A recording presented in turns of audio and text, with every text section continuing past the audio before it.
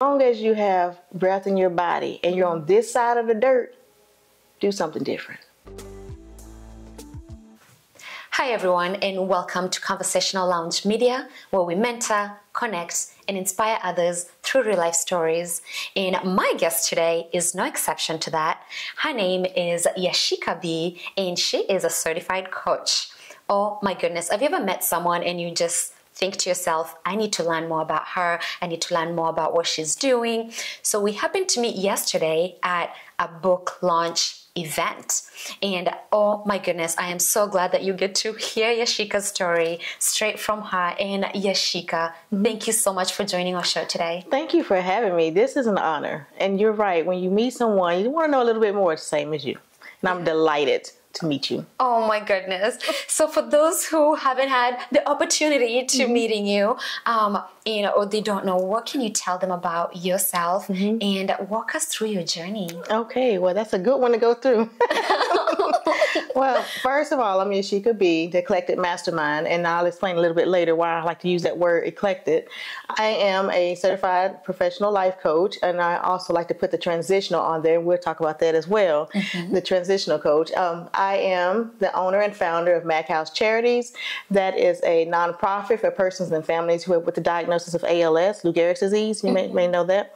As well as now, which is my new baby, and I'm excited about it, Healing Hearts. Healing Hearts is a transitional form. And what I use at Healing Hearts is my coaching, my counseling, and my therapies. And I put it all together, eclectic, and create a safe space for people who love animals, because animals themselves have a healing power.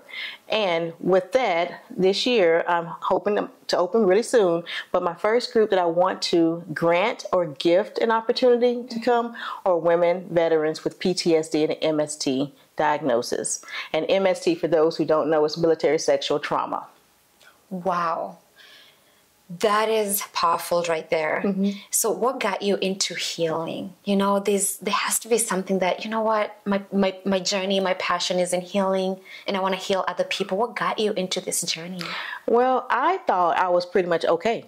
You know, I thought that throughout my life, because I've always been a strong person, but I've always been very direct and to the point. And, you know, pretty much, hey, that's, you know, she's pretty good, you know, throughout life. I had my first, I left home at 18. I joined the military. And from that point, it's been like the strength, right? Well, what I didn't realize is that what you don't know is what I was hiding. Yes. So the more I worked on myself over these last few years, when I asked God to show me, I started about 8-9 years ago deeply when I asked him to show me who I am. And when I asked God that, I forgot to be specific. Don't show me the ugly stuff. I don't want to see that. But it's like, no, you asked for the question. So what I'm going to do is show you who you are and why you are. And then we're going to work on the how you're going to become.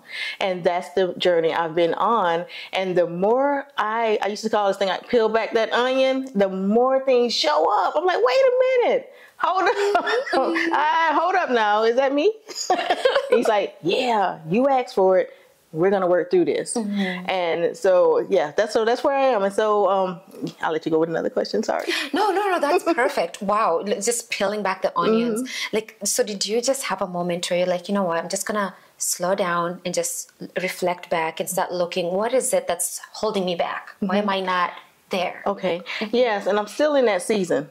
What happened was in March 1st, 2020, my son was 20 at the time, and he had a terrible accident. When my son had an accident, thank you, about 10 minutes later, excuse me, I'm kind of like going too fast. Wait, hold up. Let me tell you exactly how it happened. Y'all work with me. So March 1st, my daughter and I had an argument. Okay. Previously to that, my daughter and I had a rocky relationship ever since my husband passed away in 2012. Oh, I'm so sorry. It was like in and out, a very rocky relationship, which I credited to young teenager, young adult, rebellious. That's just who she's going to be. Fast forward, I found out that she was diagnosed with bipolar schizoaffective disorder. Oh, my goodness. So then I had to trick my brain to go back and look at all the behavior, all the stuff that I did not like her. And yes, I'm going to be truly honest with you. We are parents, but sometimes we don't like our kids. I didn't say that we don't love them, but we don't like them at that current time. So that's what I was going through. So on this particular day, we had an argument and she left the house. Okay. She left and had been gone about an hour. So, you know, I'm a little bit worried about her now. But because she has the diagnosis, I called her social worker. And because she has the diagnosis, the social worker told me to report her missing because and this is for anyone who don't know this. If you have a person in your family who has a mental illness, you do not have to wait on that 24-hour, that time period that they tell you about a missing person. You can call it in right away. And the police, the sheriff's department, they have to respond. And that's by law. So back to that. So I didn't even know that. Yeah, I didn't either. Because I was thinking, you know, especially with our community, they had, you know, they make us wait. So especially with the females. So when I did that, the sheriff showed up and we did the missing persons report. We filled it all out. They were very cooperative, very supportive, very helpful. And then I want to tell you, I said, you know, good night. I said, Miss Mack, we would do the best we can with finding your daughter. When they left, I came back in and I sat at my bar. I got a phone call. And that phone call was my son's girlfriend. My son had just been in a terrible accident. And they were rushing him to the hospital. Yes. So at the time, I lost 2 children at the same time. One is missing and one is in a car wreck. And I had no idea. So with that, it was just me and my baby. My baby was 9 at the time, and I broke.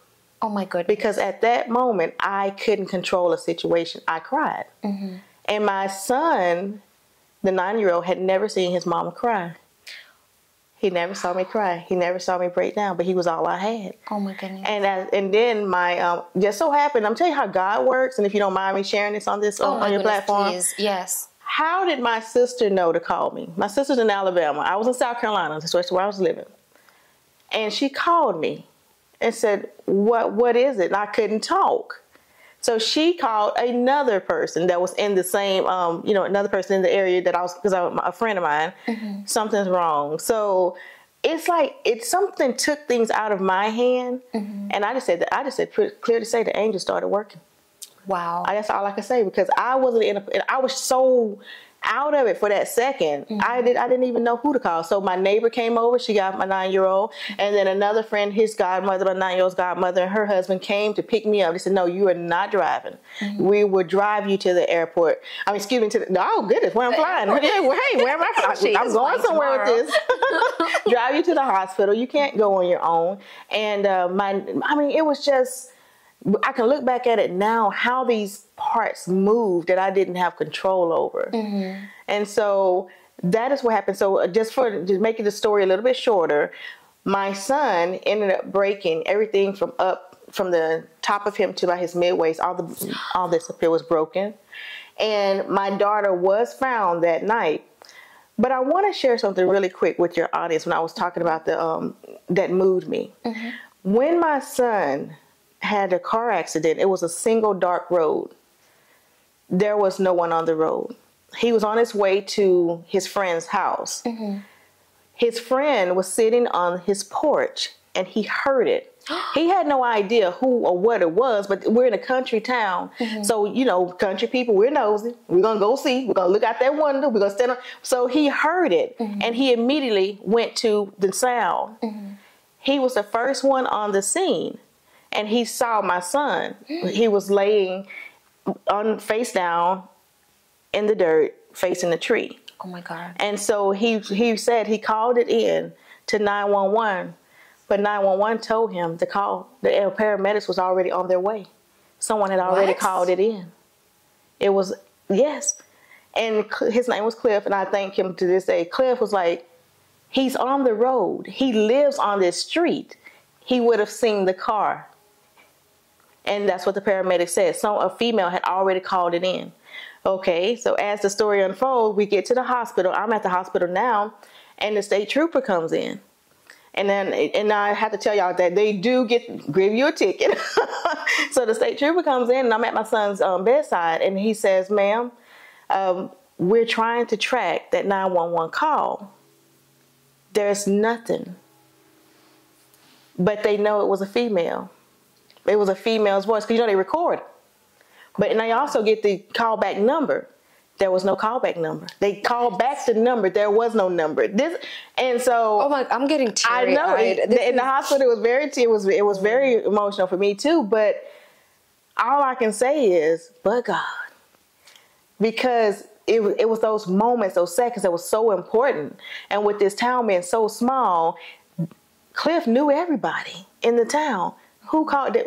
And for a minute, I allowed my mind to go into that. Who called it in? Mm-hmm. Who called it in? Mm-hmm. But after that, I said, no, it doesn't matter, because he's here. Mm-hmm. Thank you, God. Mm-hmm. Thank you, Lord. Thank you. Mm-hmm. And so when I heard the state trooper tell me this, I said, okay. And he said, we cannot find that person. Mm-hmm. But, so they had to come to the hospital to get the rest of the report for my son, of course. Mm-hmm. But which is okay. Well, he couldn't speak. So anyway, we did all that. That's small detail. But after my son was there, and, his girlfriend wanted to see him, I came out of the area that he was in, and Cliff talked to me, which was his friend, the one that was first one on the scene. And when he told the story, my hair stood up on my arms, and his hair stood up, because he said, Miss Mack, there was no one there. Oh. I would have heard, I would have seen.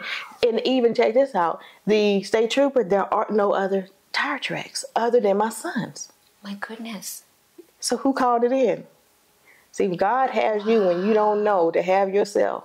Wow. When people, and I share this with your audience, because when you believe that we're just in this microwave world and we're moving so fast, and the spirit and the living God is not there, yes, he is. If you believe that he doesn't send angels and people to care for you when you can't care for yourself, all you have to do is trust and believe, because he does. And when you open yourself up to receive it, he doesn't have any other choice but to be there and to help you out, because you've done his will, which is ask him to come in. Yes. You see, and see, I had done that. We've done that, and so we forget about that stuff. But that's the thing; those are the things that carries us through hard times. And I just wanted to share that part with you, because that was really touching for me too. That was the hardest time of my life, and that was when I realized. But and at that moment, my son's girlfriend was there, I was there, and so. That was the longest 24 hours of my life. Because I have to tell you one more thing that happened with this in this 24 hours. Yeah. My daughter was found, but yet she was in the hospital. Wait, your daughter? Yes. I had one up here, one down here. They both were in the hospital. Oh my, and the same hospital just no, different hospitals the same night. Oh my gosh. Yes. What a night. It was a night. So with her, because again, remember I told you she had the diagnosis. Well, she wasn't fully diagnosed according to the state. She was in the process of, but then the process of was enough to get it activated. So when they found, she was admitted to the hospital.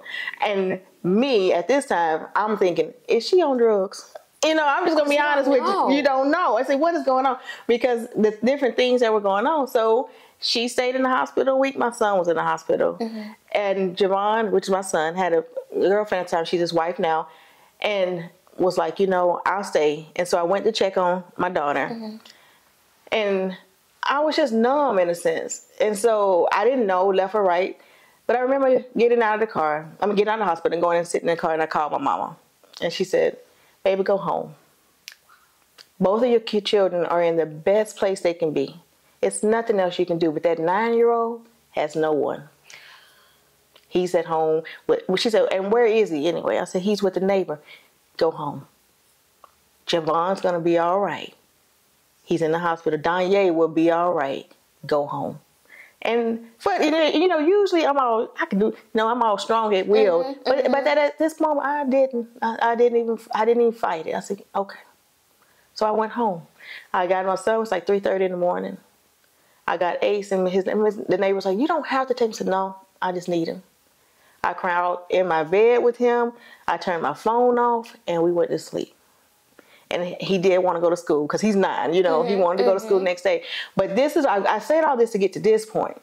When he left to go to school that morning, I went back in my room and I fell in my chair.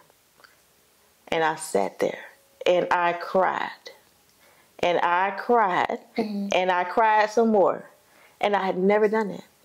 That was the cry. Release. Yes, this cry was an ugly snot. Y'all know the ugly, the snot, the running, everything cry. And I couldn't stop crying. And I didn't, and at this time, because I'm such a strong-willed person, something is wrong with me. And that's what I thought, something's wrong with me. What can I do? I looked at my phone. I was like, I don't even know who to call. I chose to call the VA crisis line because I'm a veteran. And I don't know how this number, I don't even call it, how this number even get in my phone. It was in my phone. Oh my gosh. Wow. Yes, because I felt like I needed. You were walking with the angel. I was walking with, yes. So I called the number, and because again, remember, I have strong will and I'm all prideful, I didn't want to talk. And they said, are you okay, ma'am? Yes, I'm fine. I didn't want to talk. I was still crying. Well, ma'am, we will text you if you can't talk to us. Wow. And they did. And we had a texting conversation. I would text you, but I'm not going to let you hear me snotting and all this stuff. I'm still that way. I'm not going to let you hear me. But that was my breaking point. And I went through that story to tell you because what I learned about myself is I couldn't control the situation. I couldn't control my son being in the hospital. I couldn't control the fact that my daughter was diagnosed with the schizoaffective bipolar disorder. I couldn't control the fact that I couldn't stop crying. I couldn't control the fact that I was crying from not just that particular incident. Oh no, that cry was a release of all the stuff that I carried all those years. Remember in the beginning when I said I thought I was okay? Yes. I thought I was okay, all that weight. And when I go back to when you asked me, why is the PTSD, MST important? That's important, military sexual trauma, because I experienced it. I hit a lot of stuff, but I was okay because my mind says, move, move, move, go, go, go. You don't have time to be, wasting in that mess. You're okay, girl. You're strong. Pick yourself up. That's the way my mind talked to me. And so I just thought I was just strong. And even a therapist, he couldn't help me. He said, Miss Matt, you're just so strong, But that moment I wasn't strong. I couldn't get out that chair. Oh my goodness. I was crying. Yes. And so when I really sat back, and even though that was 2020, I was only able to write about it this year in 2024, about the cry. I could tell you everything else, but I couldn't tell you about that cry because that cry was intimate. It was deep. It was about me. Wow. Because to you, the cry made you weak and you're like, no, absolutely. I'm not sharing this part. Yes. I felt it made me weak. In reality, it took me this long to realize that cry made me strong. Yes. And I needed it. I needed it. So when I said healing hearts, because my heart had to heal in order for me to help anyone else. And I wondered, I said, great God, why are you holding some of the things back? I'm not holding it back. You are. Because you haven't released. You gave it to me, but you didn't give me everything. Yeah. Because even when we try to trick him, we can't trick him. No, you can't. You can't trick him. He said, yeah, you still hide things. You still hold things back. You still control things, but you have to let it go, release it, and let me help you. And so when I was sitting in that chair crying, I want to bring you back to this point. I love horses. I always have. Okay. I used to own them. Then when I got rid of them when my husband died, I got rid of everything. Just go. But I looked around that room and there were horses all around me. I had horses on my wall. I had a sculpture of a horse. They were always there. And all these years, I wasn't even paying attention to the horses, but the horses never left me. I even wear this bracelet on my arm. I've had this bracelet on my arm for almost 20 years.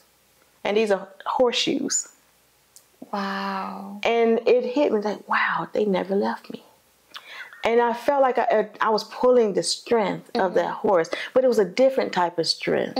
It was a willpower, but it was a willpower to heal yourself. Let it go. Yes. Release. Allow others to help you. So, yeah. Oh, my goodness. My heart is doing this right now as you're telling me this story. Like, you're pulling my heartstrings because just seeing you right now, even just us meeting yesterday, that is not something I would immediately go to. You know what I mean? And then just to see you have that breaking moment where it's so difficult. You have children in 2 different hospitals. You have another one at home. It's a dire situation, and how can a mother split herself in 3 different ways? Right. And for you to take that and pull the strength from that pain, and then going through your military experience, and your PTSD and pulling the strength from that, and then using that to actually find a mission that now you actually you have a center that you're helping others, because you know how it feels like to be on the other side. So you're trying to make the others not feel that pain. That is so powerful. And oh my goodness, thank you for just even being vulnerable and sharing that story. Yeah, and it's interesting, Trudy, because it took me a long time to get here. It really did. But I knew it was coming, because I knew that, again, when I asked God to show me, He wasn't holding nothing back. But it was time release. It was like, okay, I'm a little bit more. And I kept searching, kept digging. He kept, I'm going to give you a little bit more. And so that was a good thing for me. And even though, and again, the cry, I never wanted to appear weak. You know, I just didn't want to appear weak. And that's what I was telling you about back in the day.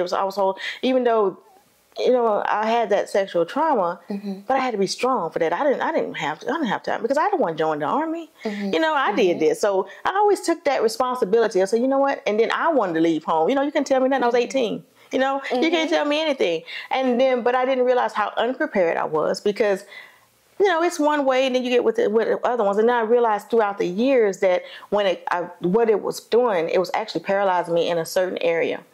Because although I appear strong, but when I'm around aggressive men, I realize I don't like that. I can't handle that situation. I get out of it real quick. You know, I'm easing out of something, so I just avoid things. And then and I was talking to some friends at breakfast this morning, and I'm seeing those patterns, as in, why are you standoffish? You're loud, but you're standoffish. You know what I mean? Just a tad bit. You know what I'm saying? So all those things connected. So I know where they come from, and that's what I asked for, was the root. I wanted the source of the situation, so I knew exactly where to heal, what I need to work on as far as myself.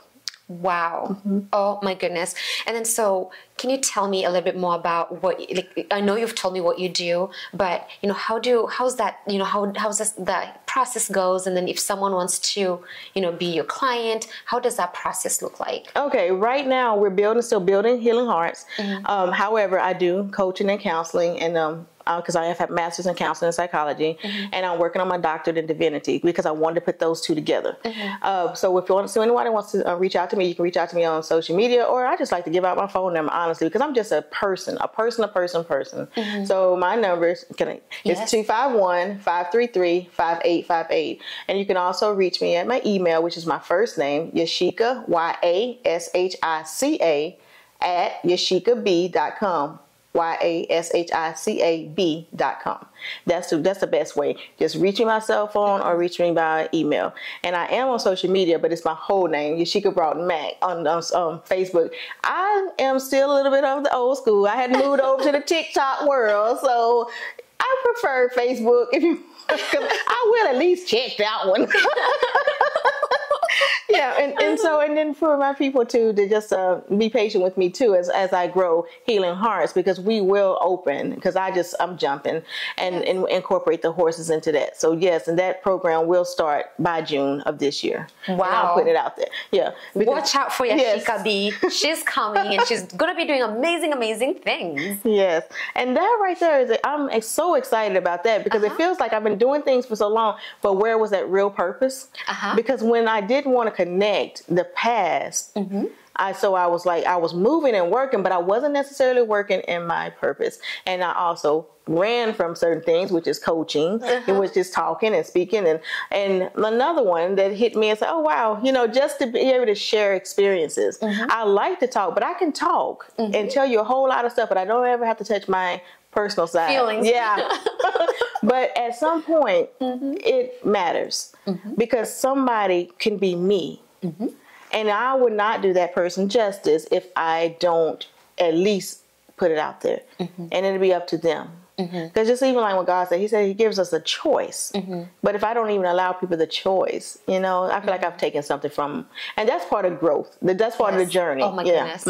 And I couldn't agree more, because when you're sharing your story and you're being vulnerable, you never know who you're speaking to. There's someone that will see your story, and they'll see that they're in that position right now. They're going through the traumas that you went through. But then by seeing you come out of that trauma and what you've done with your life, even despite the trauma, that is hope for them. So I do, oh my gosh, I absolutely love when people share their stories.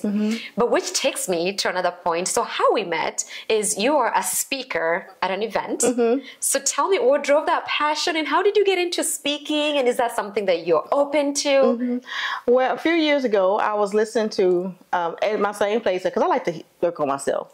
So I would wake up in the mornings, and whatever was in YouTube, that's what I was listening to. So this particular morning, it was a compilation of speakers, Dr. Miles Monroe, Tony Robbins, and Les Brown. And in that message was a message to me. One was from Tony Robbins when he said, you have enough. You don't need another degree. You don't need another certificate. Use what you have. And then Les Brown says, it's possible. You can do anything you can. If you fall, land on your back, and we can look up, you can get up. I think I messed that one up. I probably chewed it up. But anyway, that's a quote. It says, if you fall down, try to land on your back. Because if you can look up, you can get up. That's it. If you can look up, you can get up. There you go. There you go. Write that down. And Dr. Miles Monroe was talking about the eagle. It's a whole thing on YouTube. And now I encourage everybody to go listen to that message of his about the eagle. It's powerful. And I listened and said, man, that is so neat. So at that point, Les Brown stuck out. So I started listening to Les Brown. Then all of a sudden, it's like what you seek is seeking you. He started showing up more. Then all of a sudden, I saw something. Oh, well, he's doing an academy. Whoa, I'm jumping in, And so my sister showed it to me first. I was like, oh, okay, well, I'm going to get in that. And that's how it started. I just did it and started his Academy of Power Voice. And when I tell you that was the beginning of also shaping and turning, because I met some great people. Oh my goodness. And the world opened up to me. So if that speech that you heard me that spoke about yesterday about the world opened up to me in a way that, wow, it was amazing. It has been amazing. Because it's still amazing, because we're still working through this thing. And I'm grateful that I joined the Power Voice. And that's where I started speaking, was with Les Brown's Power Voice. But then when I look back over my life and I connect the dots back, because we talked about a little bit earlier off camera, how we don't talk about ourselves. And I did share with you that I was a veteran in the military. I used to speak for soldiers. I used to give the in processing and out processing briefings for soldiers and sailors who was going overseas during the Iraq War. Remember, we was in that war here in the States. And I didn't take all that into consideration. And also in my training, we had to learn our material, but we had to be able to, if you're called upon, to be able to speak about it, be able to teach the class, teach the teachers, what we used to call teach the teacher. So I had a little bit of stuff in there, but what the power to drive was through Power Voice with Les Brown. Wow. Look at you. You're really combining a lot of passions and a lot of gifts and a lot of natural talents that you have, which started with your healing first, and then you're just blossoming. Oh my goodness. So if someone's watching right now, they're thinking about having an event, or they have an event coming, and they're inspired by your journey or your story today, would you be open to have a speaking engagement? Of course I would. I would love that. As a matter of fact, yes. Yeah, because it's so much more. It's so much more. And I'm learning. And again, when I tell you I've met such great people, and especially this weekend, that you really do have to tell your story. And at one time, and I'm going to be transparent, I was like, well, why we got to tell these stories? Well, we got to do all this? Because it matters. It matters, because yesterday in that event, it was something that's really transitioned in me. So I spoke differently, but if you touch one person, I've done my job. Yes. And I did. So I was like, I felt like God was saying, well done. And I was like, because immediately that we talk about positive thinking. Immediately that self-talk about, well, you didn't go for long enough. But I said, shut it down. No, you ain't gonna do that. Not today. I'm good. Right. And so, it's like, if you're good, we're good. Yeah, I'm good. You don't have to come help me. I'm good. That's that doubt. Okay, hey, sit on over there. I'm good. Yes, exactly. Yeah. Oh my goodness. So thank you so much for being in my show today. And if someone's watching and they're truly inspired by your journey, what kind of, word of encouragement or an advice would you have for such a person? Okay. I have some mantras that I like to say. One of them is that you don't have to tear down anyone's kingdom while building your empire, because there's plenty of room at the top. It's the bottom that's crowded. Wow. I like to leave people with that, as well as long as you have breath in your body and you're on this side of the dirt, do something different. Wow. Do something different. Say something different to someone else. Speak to someone else. Just do something different. Well, thank you so much for watching. And if this message spoke to you or someone that you know, please don't be afraid to share this message with them, because you never know which message will speak to which person. Mm-hmm. So let's share this message and really build a network around empowering and connecting and mentoring each other. If you haven't subscribed, I don't know what you're waiting for, but go ahead and follow us on Facebook or subscribe to our YouTube channel and be a part of the most inspirational network in town. Until next time, have a fabulous day. And thank you so much, Yashica. Thank you for having me.